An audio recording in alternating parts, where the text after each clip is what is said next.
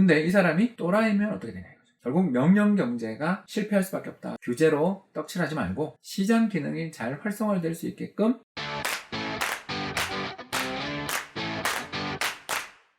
안녕하세요. 27년 차 이코노미스트 홍춘욱입니다.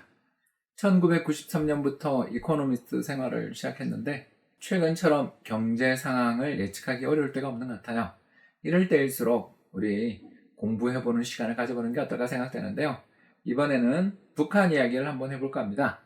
북한의 최근 경제 통계가 발표가 됐는데요. 물론 북한은 이런 거 발표 안 합니다. 누가 발표했냐면 한국은행이 2019년 북한 경제지표에 대해서 발표를 했습니다. 2019년 북한 경제의 상황을 간단하게 요약한 표를 띄워놨는데요. 그냥 제가 말로 설명해 드릴게요. 먼저 작년 북한의 국민총소득 GNI라고 하죠. GNI가 얼마냐면 한 나라의 GNI가요 35조 원이에요. 우리나라가 얼마냐 하면 2,000조 정도 되거든요. 우리나라의 54분의 1입니다. 북한 경제가 성장하면 북한이 발전하면 우리나라에 도움이 된다 이런 이야기 하시는 분들 보면 진짜 북한 모르는구나, 북한에 대해서 아는 게 없구나, 이걸 금방 알 수 있고요. 또 더 나가서 1인당 국민 총소득 이게 얼마냐면 140만 원이에요. 한국이 얼마냐 하면 3,700만 원 3,800만 원 정도 되니까 우리나라 1인당 국민소득의 27분의 1. 결국 우리나라에 있는 웬만한 군이나 시보다 작은 경제 규모를 가지고 있는 게 북한이다라는 걸 알 수 있고요. 문제는 북한의 경제 성장이 2018년, 2019년 안 그래도 적은 나라가 마이너스를 기록했다라는 거죠. 계속 경제 성장률이 최근에 마이너스 성장하고 있어요. 이렇게 경제가 망가진 이유. 대체 1945년 해방될 때만 해도 북한이 한국보다 남한보다 잘 살았잖아요. 근데 어떻게 하다가 북한은 이 모양의 꼴이 됐을까? 당연히 처음에 생각해 볼 수 있는 게 저기 미국이 북한 경제 봉쇄해서 그런 거 아니냐, 이런 이야기를 많이 하실 텐데요. 사실 그 뒤에 여러 이유가 있습니다. 가장 직접적인 이유 제가 하나만 설명할게요. 바로 그것은 2009년에 있었던 화폐개혁입니다. 이게 북한 경제를 망가뜨린 가장 결정적 이유라고 저는 생각하는데요. 제가 인용해 놓은 부분 한번 읽어보겠습니다. 특히 빨간 줄친 부분을 여러분 한번 보세요. 국권 100원, 그러니까 옛날에 만들어졌던 돈 100원을 새로운 돈 1원으로 교환한다. 그러니까 화폐개혁이죠. 근데 문제는 뭐냐면 세대당 교환 가능 액수를 10만 원으로 한정했다. 이게 문제인 거죠. 그러니까 무제한으로 돈을 화폐개혁을 해준 게 아니고요. 옛날 돈을 새로운 돈으로 교환해 준 게 아니라 100만 원만 했고요. 그것도 단 하루에 했다. 상상해 가세요. 그래서 당시의 공식 환율로 따져도 뒤에 나옵니다. 공식 환율이라는 게 말도 안 될 만큼 고평가되어 있는 거였어요. 그런데도 최대 액수가 얼마였냐면 690불. 그러니까 우리나라 돈으로 70만 원 돈, 80만 원 돈 정도만 교환이 가능하고 나머지는 교환할 수가 없는 그런 일이 벌어졌던 겁니다. 대체 왜 이런 일을 했느냐? 여러 이유가 있겠지만 그 중에서도 가장 큰 건 암시장. 다시 말해서 사회주의 경제 밖에서 벌어지고 있는 자유로운 암시장이라든가 장마당을 없애버리려고, 다시 말해서 사회주의 배급 시스템으로 나라를 돌려나가고 또 사회주의 배급 시스템 이외에서 돈 벌고 있는 사람들이 배가 아파가지고 그 돈을 허공으로 날려버린 그런 정책을 펼쳤다는 것입니다. 자, 어떤 일이 벌어졌을지 금방 짐작이 가죠. 그림 한번 보시죠. 그림은 바로 북한의 영어 나와 있는 것처럼 노스 코리아 마켓 프라이스입니다. 그래서 북한의 시장 가격의 변동이 나와 있는데요. 바로 뭐냐? After Currency Reform. 화폐개혁이죠. 화폐개혁 이후에 북한의 물가가 어떻게 되냐? 급등했습니다. 왜 그러느냐? 사람들이 돈이라는 거에 대해서 이제 지긋지긋해졌거든요. 돈을 암만 갖고 모아봤자 정부가 그냥 사인 한번 해가지고 휴지 조각으로 만들어 버릴 수 있는 그런 위태로운 존재에 불과하다는 걸 알게 된 사람들이 전부 다 화폐를 버리고 어디로 가기 시작했냐? 실물 투자로 가는 거죠. 제일 중요한 게 달러. 당연히 그래서 환율이 급등합니다. 그죠? 환율 보이시나요? 예, 그래서 35가 얼마가 되냐면 4,500 되는 거 보이세요? 수입 물가 급등했겠죠. 근데 이제 이게 달러에 대한 환율이니까 다르게 생각하면 사람들이 믿을 수 없는 북한 돈을 다 버리고 달러로 뛰어가는 거죠. 그 다음으로 인기가 좋았던 게 뭐냐? 라이스, 쌀값입니다. 쌀값이 44에서 3,800. 그 다음은 콘, 옥수수죠. 옥수수가 20에서 2,400.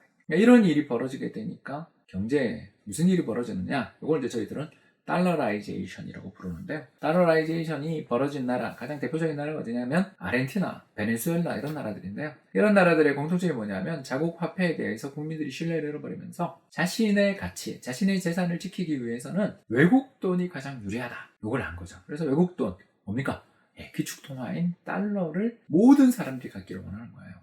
그렇게 되니까 달러의 가치는 폭발적으로 상승하게 됐고요. 그 달러의 가치가 폭발적으로 상승하고 그 다음으로 중요한 화폐가 뭘까요? 쌀이죠. 그래서 소액의 거래는 쌀, 고액의 거래는 달러로 이루어지는 달러라이제이션이 벌어졌다는 거. 근데 여러분 너무 놀랍지 않으세요? 특히 오른쪽 그림 보시면 2010년부터 시작해서 2018년 사이에 여러 가지 환율과 쌀 가격이 나오는데 2010년부터 시작해서 2013, 14년까지 급등 후에 좀 안정된 거예요. 그러니까 김정은 집권 이후에 북한 경제 좋아졌어요. 뭐 이런 이야기 하는 게 저게 다 화폐개혁 충격이 말도 못하게 심각하게 벌어지던 시기가 3, 4년 정도 경제가 완전 황폐해되고 도저히 다시는 사회주의 시장 경제 또는 뭐 사회주의 계획경제 등등 뭐든 좋습니다만 아무튼 나라가 배급으로 국민들을 먹여 살리는 그런 시스템이 완전히 영구적으로 붕괴된 다음에 그걸 인정한 이후의 균형이다라는 것을 발견할 수가 있습니다. 결국 경제가 가만히 놔뒀으면 시장 경제로 잘 발전해 갔을 나라를 김정일이가 죽기 전에 한번 사고를 크게 쳤다 이렇게 보실 수가 있겠고요. 그 뒷감당을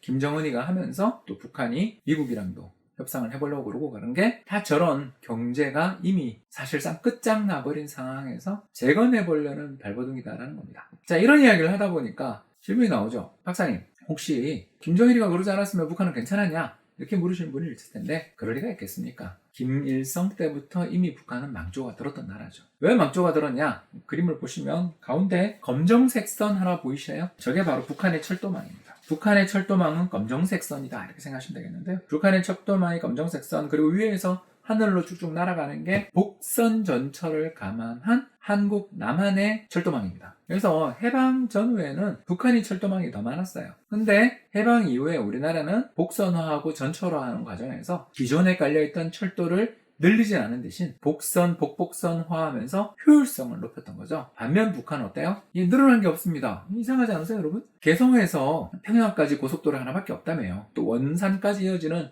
국도 하나밖에 없다며요. 북한에 도로 없다라는 거 다 알려져 있지 않습니까? 그런 상황에서 철도망조차 수선이 제대로 안 돼 있고 그것도 단선이면 경제 물류가 제대로 돌아갈 이유가 없죠. 대체 왜 북한은 1960년대, 70년대까지만 하더라도 소련이라든가 중공으로부터 원조를 많이 받았거든요? 돈이 없지 않았어요. 근데 그 돈을 들고 왜 철도를 안 깔았을까? 궁금하지 않으십니까? 바로 그 이유는 뭐냐면 인용 문구를 하나 해놨는데 바로 명지대학교 김도월 교수님이 쓰신 논문에서 가져온 것인데 중요한 건 저 빨간 줄친 부분이니까 제가 한번 읽어보겠습니다. 북한 정부는 지방에 있는 각 군이 도시와 농촌 혹은 공업과 농업을 동시에 보유함으로써 각 군이 필요로 하는 식량과 원료를 최대한 자체적으로 확보하고 필요한 소비재를 스스로 생산 조달하는 경제만 자립경제 노선이 아니고요. 지방자치단체 또는 지방에 있는 시군도 모두 자립경제를 만들기를 원했던 거죠.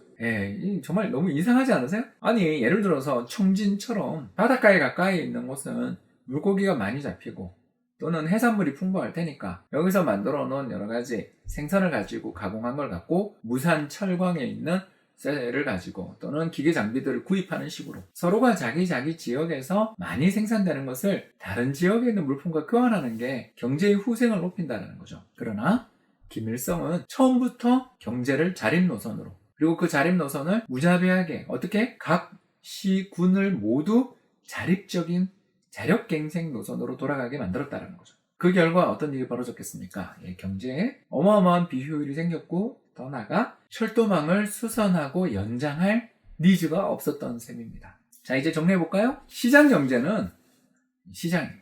가격이 결정하는 거죠. 그래서 가격이 막 오르면 공급이 늘어. 우리 마스크 잊어버리지 않으셨죠? 제가 예전에 올렸던 동영상 기억나실 겁니다. 가격이 오르면 마스크의 공급이 늘어나게 돼 있다. 그 말씀 들었던 거 기억나실 거예요. 그런 것처럼 가격이 상승하게 되면 공급이 늘어나고 수요는 또 위축되는 그런 경향이 나타나면서 자연스럽게 사회의 자원을 분배하게 됩니다. 근데 명령경제, 북한이죠.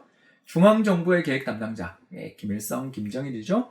이런 사람들이 자원의 흐름을 통제하고 그리고 사람들에게 배급해주는. 근데 이 사람이 또라이면 어떻게 되냐 이거죠. 이 사람이 잘못된 판단을 못하면 어떻게 되죠? 사회경제 전체의 비효율이 고착화되고 경제의 발전의 인센티브가 사라지는 만성적인 정체의 나라가 될 수도 있고 심지어 국민들이 굶주리고 또 망하게 되는 나라가 될 수도 있는 거죠. 이 차이를 우리가 가장 크게 본다. 가격이 경제의 배분을 좌우하는 나라, 물론 정부가 개입하긴 합니다만 주도적으로 시장 경제의 가격이 자원을 배분하는 나라가 남한이라면 정부가 명령하고 그 명령 시스템 속에서 말 안 들으면 아오지 탄광으로 보내고 강제노동 교육소로 보내는 나라 북한의 지난 60년, 70년 동안의 경제 성과의 차이는 결국 명령 경제가 실패할 수밖에 없다라는 것을 보여주는 가장 대표적인 사례로 세계의 여러 경제 교과서에 지금도 실리고 있다. 이렇게 말씀을 드릴 수가 있겠습니다. 부디 제대로 된 시장의 기능이 잘 돌아갈 수 있는 나라, 규제로 떡칠하지 말고 시장 기능이 잘 활성화될 수 있게끔 시장의 기능을 활성화시키는 여러 규제들을 잘 슬기롭게 없애고 유연하게 적용할 수 있는 그런 환경이 우리나라도 더욱더 필요한 그런 교훈을 여기서 얻는 것 같습니다. 지금까지 시청해 주셔서 대단히 감사합니다.